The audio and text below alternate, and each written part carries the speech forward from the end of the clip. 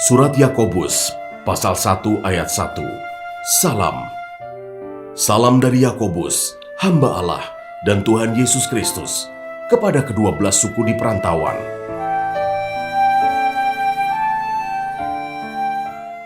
Ayat 2-8, Iman dan Hikmat.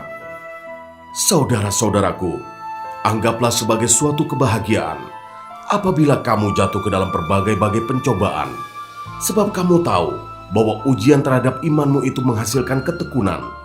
Dan biarkanlah ketekunan itu memperoleh buah yang matang, supaya kamu menjadi sempurna dan utuh dan tak kekurangan suatu apapun.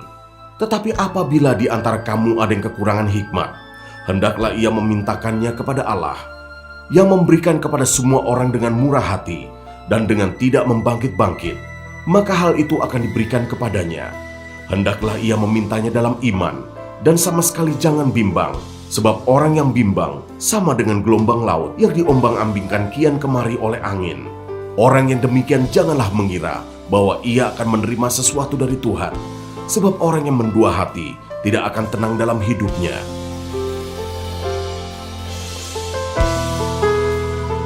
Ayat 9-11, keadaan rendah dan keadaan kaya.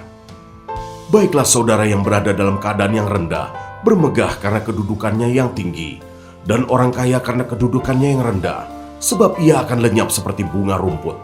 Karena matahari terbit dengan panasnya yang terik, dan melayukan rumput itu, sehingga gugurlah bunganya, dan hilanglah semaraknya. Demikian jugalah halnya dengan orang kaya, di tengah-tengah segala usahanya ia akan lenyap.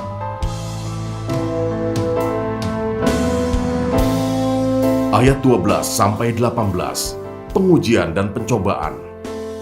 Berbahagialah orang yang bertahan dalam pencobaan, sebab apabila ia sudah tahan uji, ia akan menerima mahkota kehidupan yang dijanjikan Allah kepada barang siapa yang mengasihi Dia.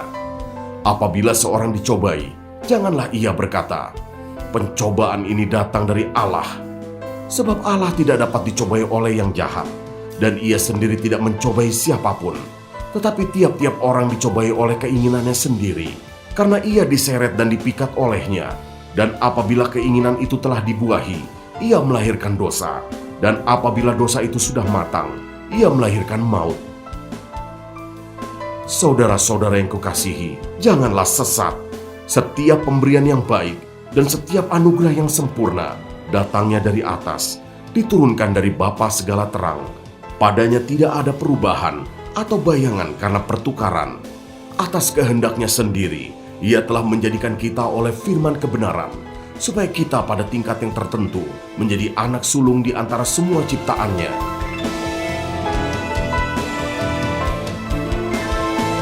Ayat 19-27, pendengar atau pelaku firman. Hai saudara-saudara yang kukasihi, ingatlah hal ini. Setiap orang hendaklah cepat untuk mendengar, tetapi lambat untuk berkata-kata, dan juga lambat untuk marah. Sebab amarah manusia tidak mengerjakan kebenaran di hadapan Allah. Sebab itu buanglah segala sesuatu yang kotor dan kejahatan yang begitu banyak itu, dan terimalah dengan lemah lembut firman yang tertanam di dalam hatimu, yang berkuasa menyelamatkan jiwamu. Tetapi hendaklah kamu menjadi pelaku firman, dan bukan hanya pendengar saja. Sebab jika tidak demikian, kamu menipu diri sendiri. Sebab jika seorang hanya mendengar firman saja dan tidak melakukannya, ia adalah seumpama seorang yang sedang mengamat-amati mukanya yang sebenarnya di depan cermin. Baru saja ia memandang dirinya, ia sudah pergi, atau ia segera lupa bagaimana rupanya. Tetapi barang siapa meneliti hukum yang sempurna, yaitu hukum yang memerdekakan orang, dan ia bertekun di dalamnya. Jadi bukan hanya mendengar untuk melupakannya, tetapi sungguh-sungguh melakukannya, ia akan berbahagia oleh perbuatannya. Jikalau ada seorang menganggap dirinya beribadah, tetapi tidak mengekang lidahnya, ia menipu dirinya sendiri, maka sia-sialah ibadahnya.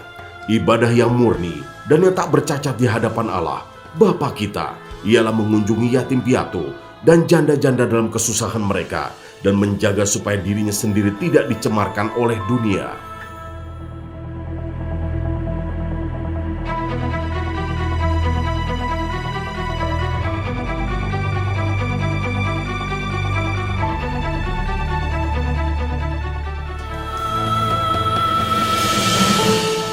Surat Yakobus pasal 2 ayat 1-13. Jangan memandang muka. Saudara-saudaraku, sebagai orang yang beriman kepada Yesus Kristus, Tuhan kita yang mulia, janganlah iman itu kamu amalkan dengan memandang muka. Sebab jika ada seorang masuk ke dalam kumpulanmu dengan memakai cincin emas dan pakaian indah, dan datang juga seorang miskin ke situ dengan memakai pakaian buruk, dan kamu menghormati orang yang berpakaian indah itu dan berkata kepadanya, "Silakan Tuan duduk di tempat yang baik ini." Sedangkan kepada orang yang miskin itu kamu berkata, "Berdirilah di sana," atau "Duduklah di lantai ini, dekat tumpuan kakiku." Bukankah kamu telah membuat pembedaan di dalam hatimu dan bertindak sebagai hakim dengan pikiran yang jahat? Dengarkanlah, hai saudara-saudara yang kukasihi, bukankah Allah memilih orang-orang yang dianggap miskin oleh dunia ini untuk menjadi kaya dalam iman dan menjadi ahli waris kerajaan yang telah dijanjikannya kepada barang siapa yang mengasihi Dia? Tetapi kamu telah menghinakan orang-orang miskin. Bukankah justru orang-orang kaya yang menindas kamu dan yang menyeret kamu ke pengadilan? Bukankah mereka yang menghujat nama yang mulia, yang olehnya kamu menjadi milik Allah? Akan tetapi, jikalau kamu menjalankan hukum utama yang tertulis dalam kitab suci, "Kasihilah sesamamu manusia seperti dirimu sendiri," kamu berbuat baik. Tetapi jikalau kamu memandang muka, kamu berbuat dosa, dan oleh hukum itu menjadi nyata bahwa kamu melakukan pelanggaran. Sebab barang siapa menuruti seluruh hukum itu, tetapi mengabaikan satu bagian daripadanya, ia bersalah terhadap seluruhnya. Sebab ia yang mengatakan, "Jangan berzinah," ia mengatakan juga, "Jangan membunuh." Jadi jika kamu tidak berzinah, tetapi membunuh, maka kamu menjadi pelanggar hukum juga. Berkatalah dan berlakulah seperti orang-orang yang akan dihakimi oleh hukum yang memerdekakan orang. Sebab penghakiman yang tak berbelas kasihan akan berlaku atas orang yang tidak berbelas kasihan, tetapi belas kasihan akan menang atas penghakiman.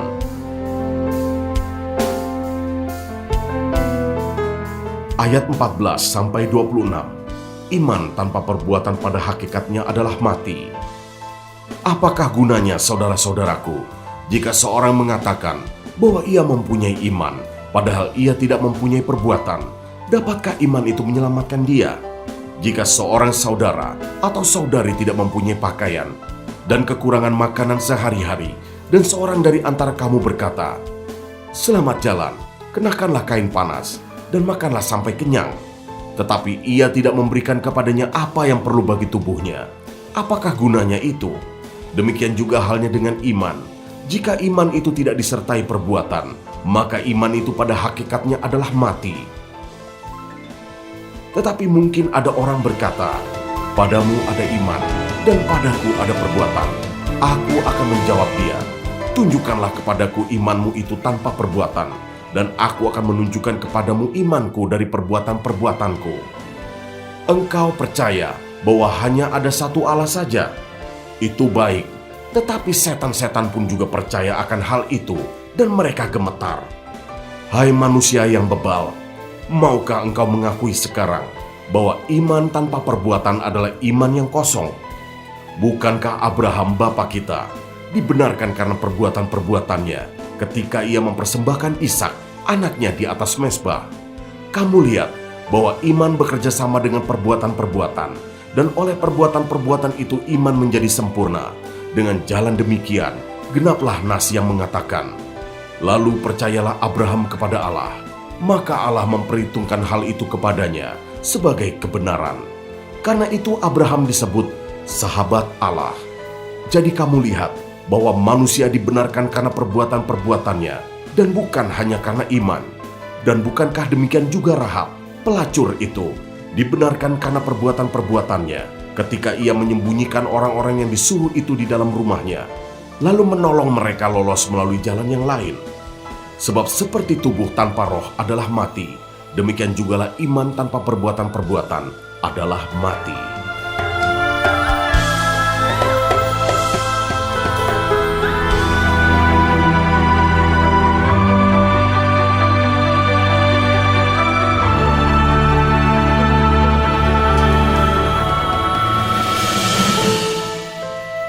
Surat Yakobus pasal 3 ayat 1-12. Dosa karena lidah. Saudara-saudaraku, janganlah banyak orang di antara kamu mau menjadi guru, sebab kita tahu bahwa sebagai guru kita akan dihakimi menurut ukuran yang lebih berat. Sebab kita semua bersalah dalam banyak hal. Barang siapa tidak bersalah dalam perkataannya, ia adalah orang sempurna yang dapat juga mengendalikan seluruh tubuhnya.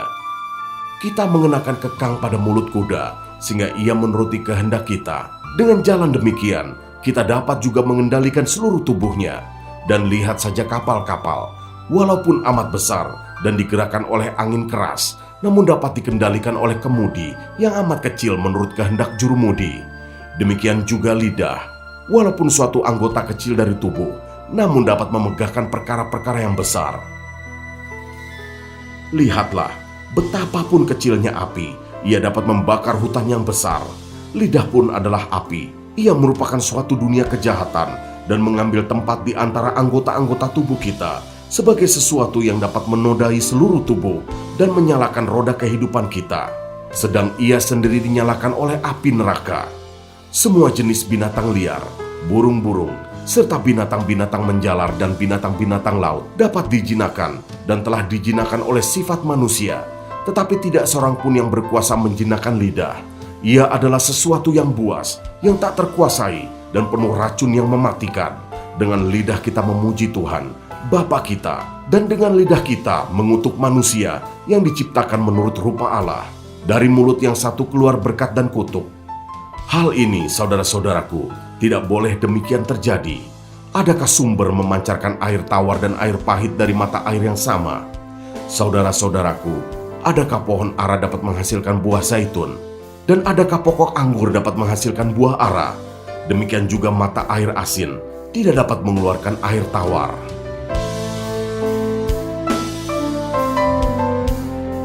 Ayat 13-18, hikmat yang dari atas. Siapakah di antara kamu yang bijak dan berbudi? Baiklah ia dengan cara hidup yang baik menyatakan perbuatannya oleh hikmat yang lahir dari kelemah lembutan. Jika kamu menaruh perasaan iri hati dan kamu mementingkan diri sendiri, janganlah kamu memegahkan diri dan janganlah berdusta melawan kebenaran.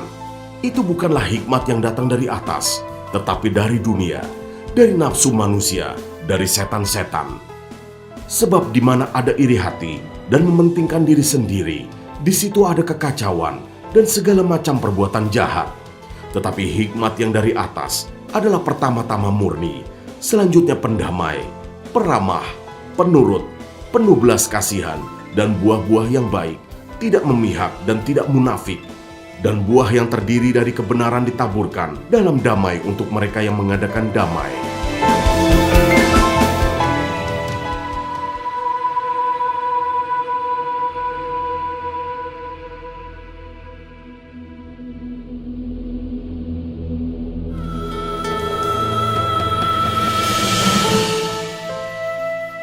Surat Yakobus pasal 4 ayat 1-10. Hawa nafsu dan persahabatan dengan dunia. Dari manakah datangnya sengketa dan pertengkaran di antara kamu?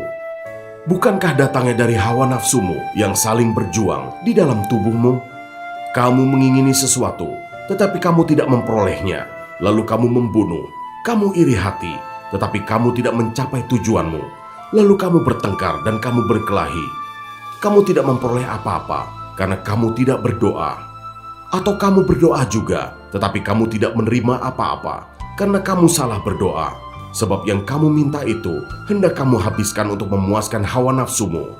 Hai kamu, orang-orang yang tidak setia, tidakkah kamu tahu bahwa persahabatan dengan dunia adalah permusuhan dengan Allah? Jadi barang siapa hendak menjadi sahabat dunia ini, ia menjadikan dirinya musuh Allah. Janganlah kamu menyangka bahwa kitab suci tanpa alasan berkata, roh yang ditempatkan Allah di dalam diri kita diingininya dengan cemburu. Tetapi kasih karunia yang dianugerahkannya kepada kita lebih besar daripada itu.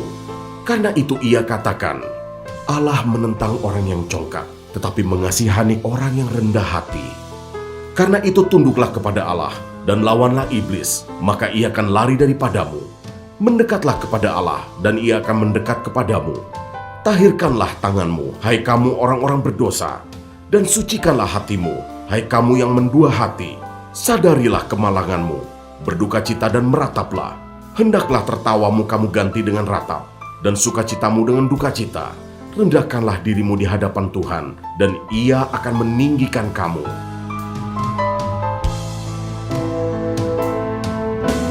Ayat 11-12. Jangan memfitnah orang. Saudara-saudaraku, janganlah kamu saling memfitnah. Barang siapa memfitnah saudaranya atau menghakiminya, ia mencela hukum dan menghakiminya.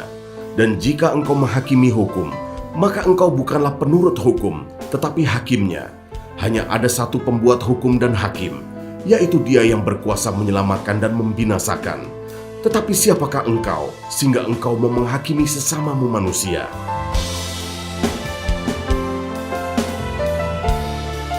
Ayat 13-17.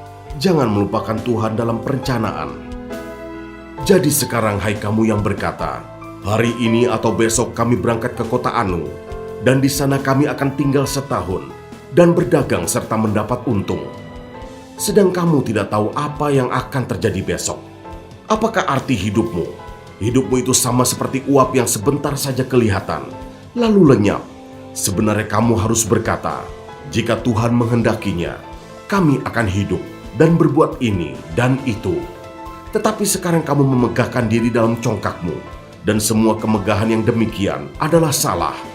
Jadi jika seorang tahu bagaimana ia harus berbuat baik, tetapi ia tidak melakukannya, ia berdosa.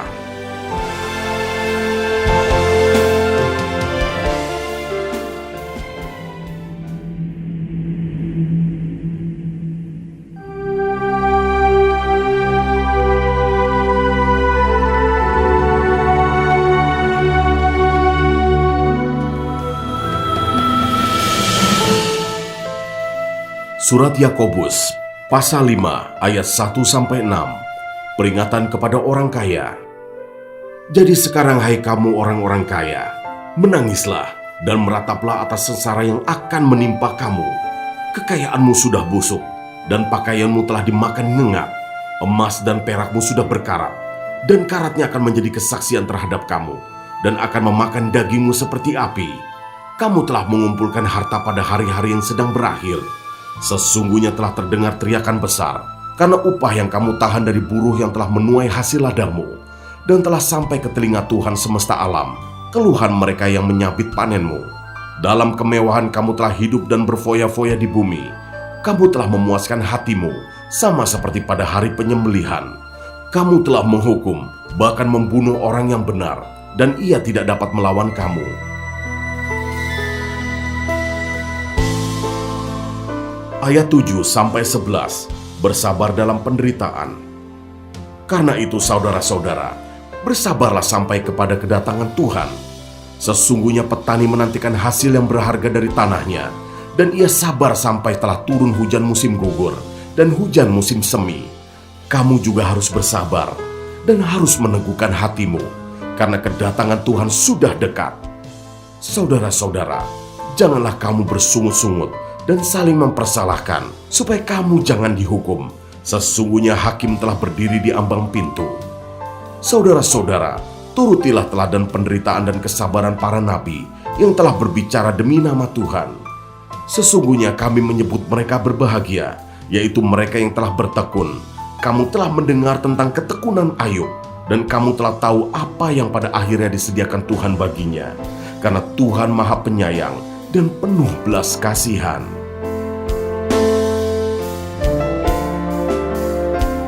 Ayat 12-20 mengenai sumpah dan doa untuk orang sakit. Tetapi yang terutama saudara-saudara, janganlah kamu bersumpah demi sorga maupun demi bumi, atau demi sesuatu yang lain. Jika ya, hendaklah kamu katakan ya. Jika tidak, hendaklah kamu katakan tidak, supaya kamu jangan kena hukuman.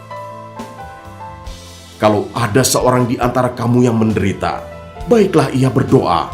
Kalau ada seorang yang bergembira, baiklah ia menyanyi. Kalau ada seorang di antara kamu yang sakit, baiklah ia memanggil para penatua jemaat, supaya mereka mendoakan dia serta mengolesnya dengan minyak dalam nama Tuhan. Dan doa yang lahir dari iman akan menyelamatkan orang sakit itu, dan Tuhan akan membangunkan dia. Dan jika ia telah berbuat dosa, maka dosanya itu akan diampuni. Karena itu hendaklah kamu saling mengaku dosamu dan saling mendoakan supaya kamu sembuh. Doa orang yang benar, bila dengan yakin didoakan, sangat besar kuasanya. Elia adalah manusia biasa sama seperti kita, dan ia telah bersungguh-sungguh berdoa supaya hujan jangan turun. Dan hujan pun tidak turun di bumi selama 3 tahun dan 6 bulan. Lalu ia berdoa pula, dan langit menurunkan hujan, dan bumi pun mengeluarkan buahnya. Saudara-saudaraku, jika ada di antara kamu yang menyimpang dari kebenaran, dan ada seorang yang membuat dia berbalik, ketahuilah bahwa barang siapa membuat orang berdosa berbalik dari jalannya yang sesat, ia akan menyelamatkan jiwa orang itu dari maut dan menutupi banyak dosa.